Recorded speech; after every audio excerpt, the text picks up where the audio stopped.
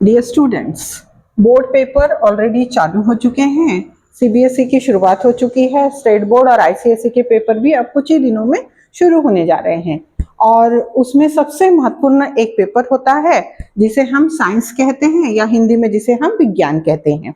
तो विज्ञान का पेपर अब बहुत कम समय बचा है, अवधि बहुत कम है और हमें प्रिपरेशन करनी होती है और बहुत इंपॉर्टेंट सब्जेक्ट है।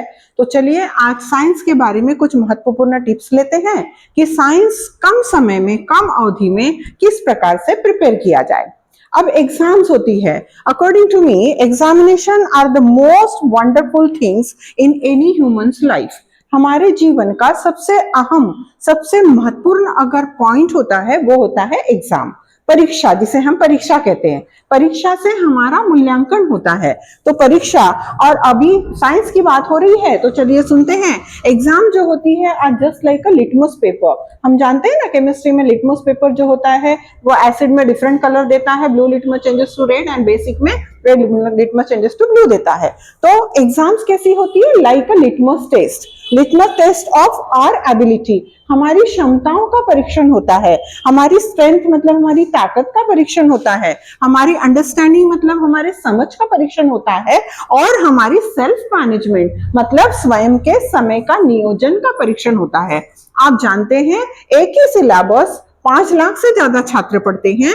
उन सिलेबस को एक ही प्रकार के शिक्षक शिक्षिकाएं, अध्यापक अध्यापिकाएं पढ़ाते हैं। सिलेबस सेम होता है, लेकिन आप जानते हैं किसी को 95 प्लस आते हैं, किसी को 70 प्लस आते हैं और किसी को 50 प्लस भी आते हैं। तो वो किस कारण होता है? इनमें से किसी ना किसी एक चीज अगर कम रह जाए तो हम 50 प्लस में चले जाते हैं। और इन सारी चीजों का यदि हम सही तरीके से नियोजन कर ले तो हम कहां पहुंच जाते हैं? हम 95 प्लस या 100 में से 100 भी ले सकते हैं। इवन हमारे बच्चों ने 100 में से 100, एक नहीं, दो नहीं, 6 बच्चों ने 100 में से 100 मार्क्स हासिल किए हैं। तो चलिए कुछ छोटे से, कुछ उम्दा से टिप्स लेकर आपके सम्मुख उपस्थित हुए हैं। देखते हैं कौन से हैं साइंस पेपर को कम समय में किस प्रकार से रिवाइज किया जाना चाहिए।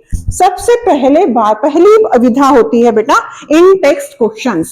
इन टेक्स्ट क्वेश्चन मतलब आप सभी जानते हैं, टेक्स्ट बुक के अंदर चैप्टर जब हम कंप्लीट करते हैं, लेसन जब हम पढ़ते हैं, बीच बीच में 1, 2, 3, 4 कंसेप्ट के बाद में कहीं ना कहीं 2, 3 इन टेक्स्ट क्वेश्चन होते हैं। उन इन टेक्स्ट क्वेश्चन को हमको बहुत ध्यान से पढ़ना है, क्योंकि जनरली 40% क्वेश्चंस उन इन टेक्स्ट क्वेश्चन में से ही आते हैं।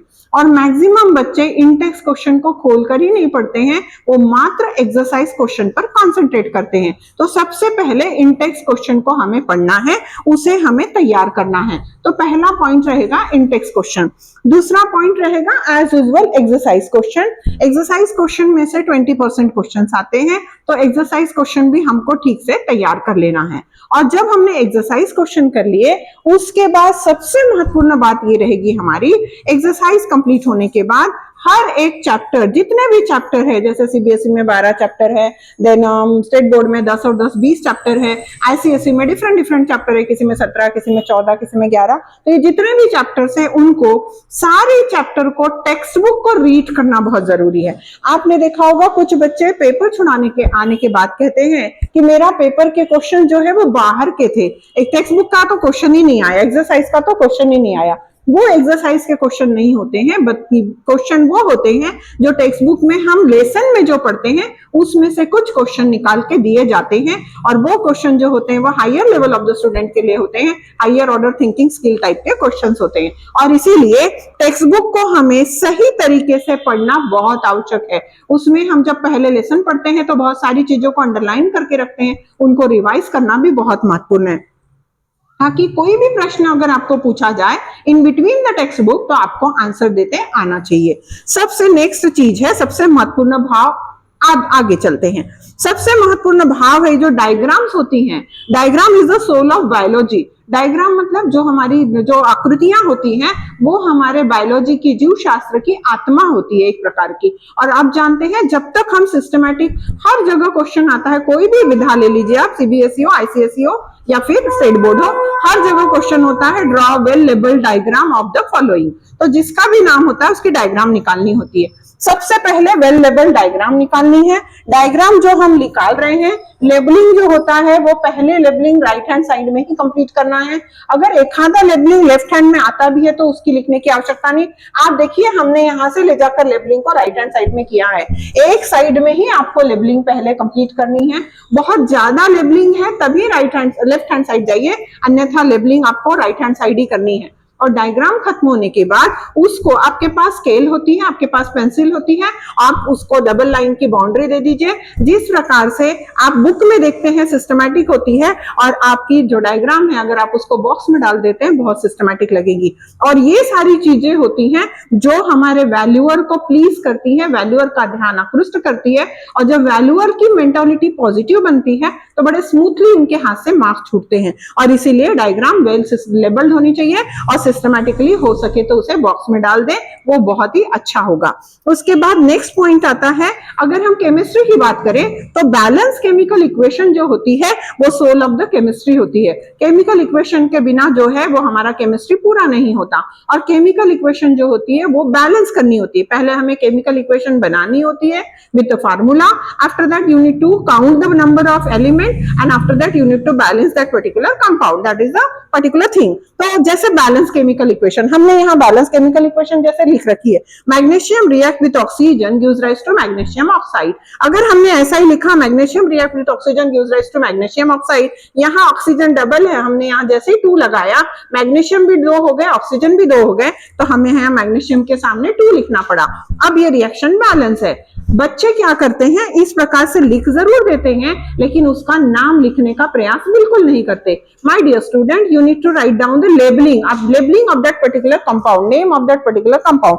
For example, this is the magnesium ribbon. So magnesium react with the air means, in air means oxygen, burning in the oxygen, in presence of oxygen, then what we will get the magnesium oxide. तो हमें magnesium oxide मिला। और ये लिखने के बाद हमें इसको भी कहाँ डाल देना है, एक प्रकार के बॉक्स में डालना है। आप देखिए आपको 4 इक्वेशन लिखनी है, चारों इक्वेशन आप 3-3 लाइन में लिखेंगे और उसको बॉक्स में डालेंगे, आपकी आंसर शीट बहुत ही अच्छी दिखाई देगी। और वो भी एक प्लस पॉइंट जाएगा, वो जो पर्टिकुलर वैल्यूअर है वो ये जरूर सोचेंगे कि ये जो भी है अच्छा बच्चा है, बहुत अच्छे तरीके से लिखने का मेहनत की है बच्चे ने, और मेहनत का फल आप जानते हैं बड़े आसानी से मिलता है, और आपको बहुत अच्छे से मार्क्स जो है वैल्यूअर स्मूथली आपको मार्क्स दे देंगे। नेक्स्ट पॉइंट, सबसे महत्वपूर्ण पॉइंट होता है फिजिक्स में। फिजिक्स में न्यूमेरिकल्स होते हैं, जैसे लाइट लेसन है, इलेक्ट्रिसिटी लेसन है, magnetic effect of electric current है, ऐसे जो भी लेसन्स होते हैं उसमें हमारे फिजिक्स में न्यूमेरिकल्स होते हैं। और ये numerical soul of the physics होते हैं, ये फिजिक्स की आत्मा होते हैं। तो इनको कैसे सॉल्व करना है, हमारे बच्चे 10 प्रकार के 20 प्रकार के रेफरेंस बुक लेकर बैठते हैं और यहाँ से प्रैक्टिस करते हैं, वहां से प्रैक्टिस करते हैं, और आप ये देखिए हमारे बच्चे अपनी खुद की टेक्स्ट बुक को भूल जाते हैं।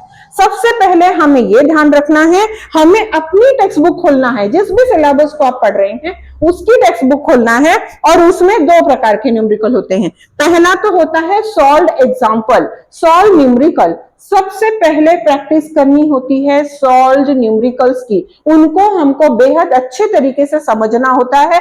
मैक्सिमम न्यूमेरिकल्स उसी प्रकार के आते हैं, सिर्फ उसमें नंबरिंग बदल दी जाती है, मतलब मैक्सिमम वेटेज जो है सॉल्व न्यूमेरिकल्स में होता है। और दूसरी चीजें होती है एक्सरसाइज, हमको एक्सरसाइज में बहुत सारे न्यूमेरिकल्स दिए जाते हैं और वो न्यूमेरिकल्स हम ऑलरेडी लिख चुके होते हैं, तैयार कर चुके होते हैं, उनको प्रैक्टिस करना है। ये दोनों के अतिरिक्त बहुत ज्यादा न्यूमेरिकल्स के तरफ ढूंढने की या उसको सॉल्व करने का प्रयास करके अपना समय व्यर्थ में बिल्कुल भी नहीं गंवाना है। हमें केवल सॉल्व न्यूमेरिकल की तरफ ध्यान देना है, एक्सरसाइज के न्यूमेरिकल को बहुत अच्छे से ध्यान में रखना है। और यदि हम इतना करके जाएंगे, नंबर बदल जाएंगे but pattern will be the same. ये एक महत्वपूर्ण भाव है। Keep in your mind the syllabus is designed by the government, that is the central board या इंटरनेशनल बोर्ड, विचेवर बोर्ड। तो सिलेबस की टेक्स्ट बुक जो बनाते हैं उसी पर हमारा क्वेश्चन पेपर निकलता है। रेफरेंस बुक की कोई गारंटी नहीं होती, रेफरेंस बुक हमारे पब्लिकेशंस के होते हैं। इट्स ओके कि they are giving us the very good guidance, हम गाइडेंस के लिए बहुत अच्छा है, लेकिन अभी हमारे पास समय कम है तो हमको इस पर कॉन्सेंट्रेट करना है। मैक्सिमम अगर आपने प्रैक्टिस कर रखी है तो well and good, doesn't problem. Okay, so in this way अगर हम इस तरीके से अपना क्वेश्चन पेपर जो है प्रिपेयर करने का प्रयास करते हैं, साइंस के पेपर की तैयारी करते हैं, तो हमें नहीं लगता है कि हमें 95 प्लस के ऊपर तो हर एक बच्चा जा सकता है। इवन 100 भी जो है वो हमारे लिए कोई बड़ी चीज नहीं, बड़ी बात नहीं हो सकती है। पुनः एक बार रिवाइज करते हैं। सबसे पहले हमें टेक्स्ट बुक के अंदर जो भी इनटेक्स्ट क्वेश्चन होते हैं, टॉपिक बेस्ड, बीच बीच में जहां जहां इनटेक्स्ट क्वेश्चन होते हैं उनको थरोली करना है। सेकंड थिंग, हमें एक्सरसाइज क्वेश्चन को बहुत अच्छे तरीके से करना है। थर्ड थिंग, हमें पूरी की पूरी टेक्स्ट बुक को रीड करना है, कोई भी कंसेप्ट ना छूटे टेक्स्ट बुक की। उसके बाद में डायग्राम, सारी डायग्राम को ध्यान में रखना है। डायग्राम दो तरीके से आती है, एक तो ड्रॉ अवेलेबल डायग्राम आती है, या दूसरे तरीके से आपको डायग्राम दिया जाता है, दी जाती है, और आपको ABC या 1 2 3 ऐसा लेबलिंग करना होता है। तो उसमें आपको डायग्राम ड्रॉ करने की जरूरत नहीं होती, 1 2 3 का ऑप्शन लिखना होता है, ABC का ऑप्शन, एंड आपको लेबलिंग लिखनी होती है। उसके बाद बैलेंस केमिकल इक्वेशन, हमारे टेक्स्ट बुक में जितनी भी बैलेंस केमिकल इक्वेशन होती है, चाहे वो केमिकल रिएक्शन एंड इक्वेशन में हो, चाहे वो मेटल एंड नॉन मेटल में हो, जहां कहीं केमिकल रिएक्शन हो, चाहे वो कार्बन एंड कंपाउंड में हो, जहां भी केमिकल रिएक्शन है, सारी ध्यान से करके रखनी होती है, क्योंकि कोई भी केमिकल रिएक्शन हमको बैलेंस करने के लिए पूछी जा सकती है। देन उसके बाद न्यूमेरिकल्स जो होते हैं, सॉल्व न्यूमेरिकल्स करने होते हैं, और हमें एक्सरसाइज के न्यूमेरिकल करने होते हैं। इस प्रकार से यदि हम प्रिपेयर करेंगे तो हमें लगता है, हमें पूर्ण विश्वास है कि आप बहुत अच्छे मार्क्स लेकर परीक्षा में उत्तीर्ण होंगे। So all the best for your upcoming exam. Thank you very much.